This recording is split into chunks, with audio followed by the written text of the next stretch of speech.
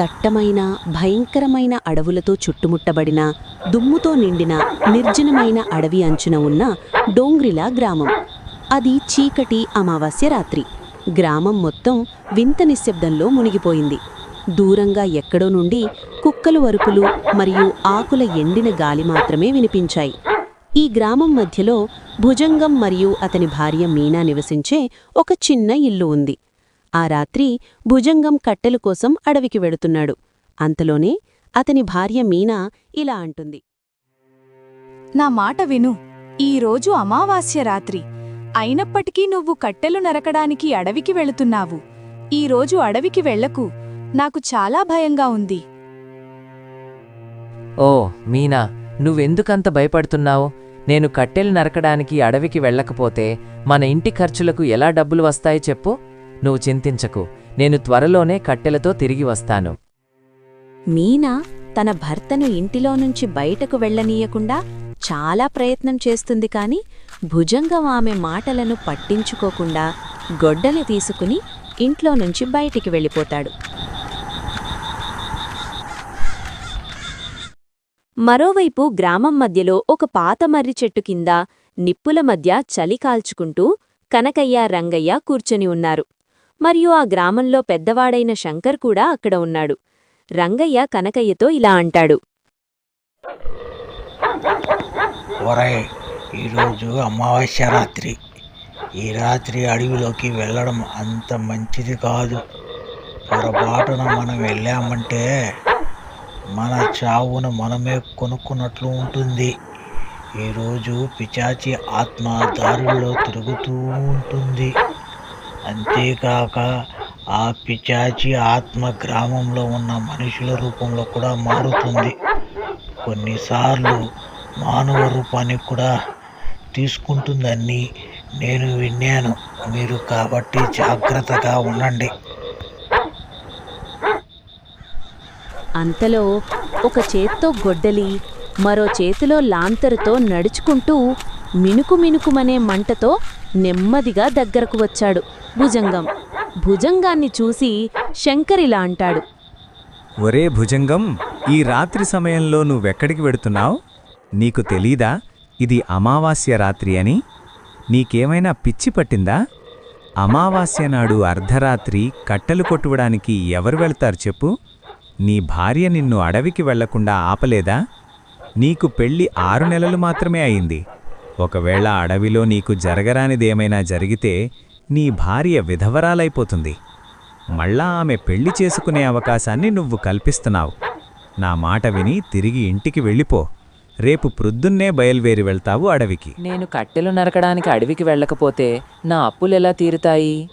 నా ఇల్లు గడవడానికి డబ్బులెక్కడి నుంచి వస్తాయి? అందుకే నా పని ఎప్పుడూ ఆగదు. ఇంట్లో పొయ్యి వెలిగించడానికి డబ్బు అవసరం. నాకు డబ్బులు అవసరం కాబట్టి కట్టెల కోసం అడవికి వెళ్ళవలసి వస్తుంది. నా భార్య మీనా నన్ను అడవికి వెళ్లకుండా ఆపే ప్రయత్నం చేసింది.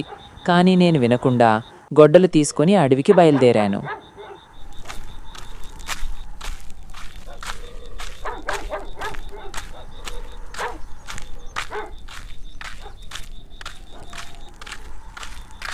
బలమైన చల్లని గాలి వీచింది. లాంతర జ్వాల మినుకుమినుకుమంటుంది. భుజంగం నడుస్తూ ఉంటే పక్కన ఎవరు గుసగుసలాడుతూ నవ్వుతూ ఉన్నట్లు అనిపించింది. కాని భుజంగం భయపడలేదు.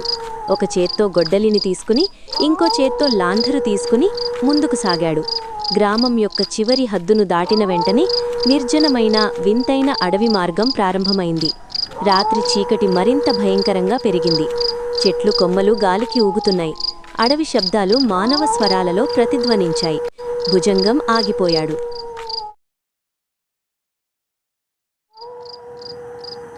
ఎవరక్కడా?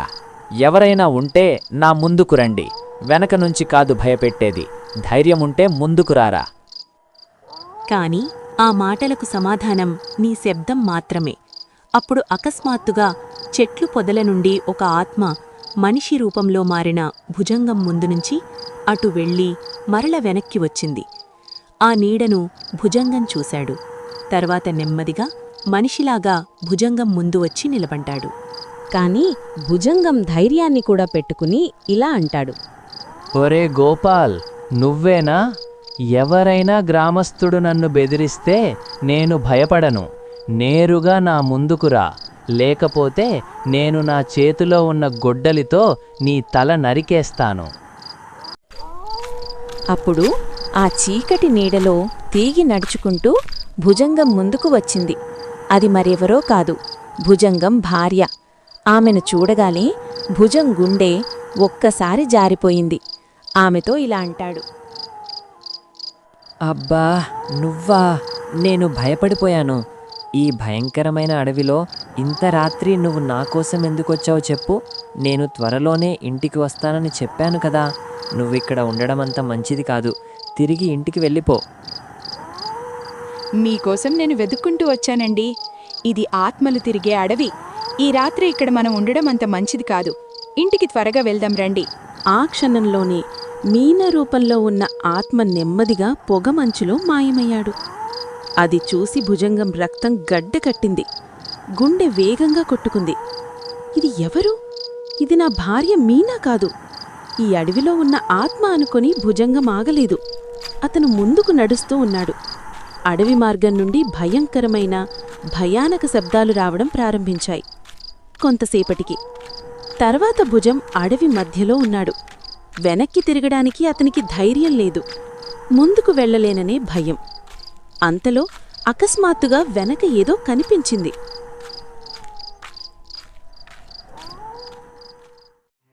భుజంగం భార్య మీనా తన భర్త రాక కోసం నిద్రపోకుండా ఎదురుచూస్తూ ఉంటుంది. అలా చూసి చూసి తెల్లారిపోయింది. మీనాకు చాలా భయమేస్తుంది. తన భర్త ఇంకా ఇంటికి తిరిగి రాలేదు, అడవిలో ఏమైందో అతనికి అని చెప్పి భయపడుతుంది.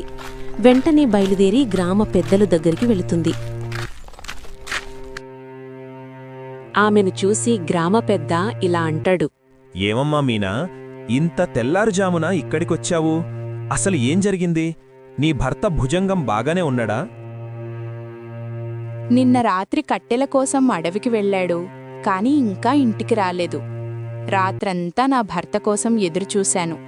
అడవిలో అతనికి ఏదైనా ప్రమాదం సంభవించిందేమో అనిపిస్తోంది నాకు. నువ్వు లేనిపోనివి ఆలోచించొద్దు, బాధపడద్దు. నీ భర్తకు ఏమీ కాదు, క్షేమంగా ఉంటాడు. ఇప్పుడు మనమందరం బయల్దేరి అడవికి వెళ్తాం. అక్కడ భుజంగాన్ని గ్రామ అధికారి వెనక ముంద ఆలోచించకుండా గ్రామస్తులందరూ భుజంగాన్ని వెతకడానికి అడవికి బయలుదేరి వెళ్తారు.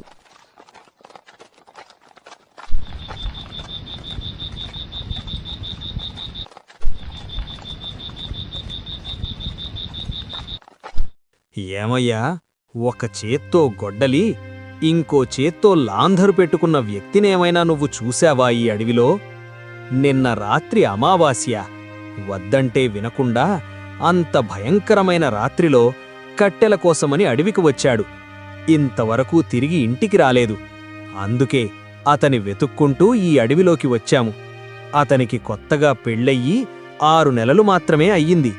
ఈ అడవిలో ఎక్కడైనా చూసి ఉంటే కాస్త చిప్పువయ్యా గుర్తు చేసుకుని.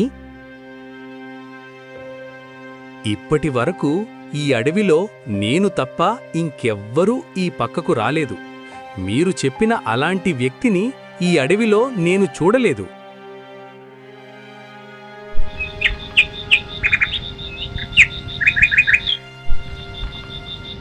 అందరూ కలిసి అడవి మొత్తం గాలించారు. కాని ఎక్కడా భుజంగం జాడ కనిపించలేదు. అందరూ తిరిగి ఇంటికి వెళ్ళిపోతారు.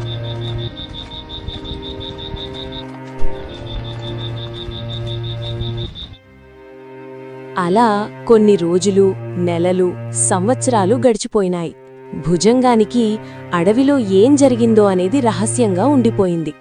గ్రామ జమీందారు, గ్రామస్తులందరూ కలిసి భుజంగం భార్య మీనాకు మళ్లీ వివాహం చెయ్యాలని నిర్ణయించుకుంటారు. ఆమె కూడా తన భర్త భుజంగం చనిపోయి ఉంటాడనేసి ఆమె కూడా కాదనలేక తనకు చేదోడు వాదోడు భర్త కావాలి కాబట్టి పెళ్లి చేసుకుని సుఖంగా జీవితాన్ని గడుపుతూ ఉంటుంది.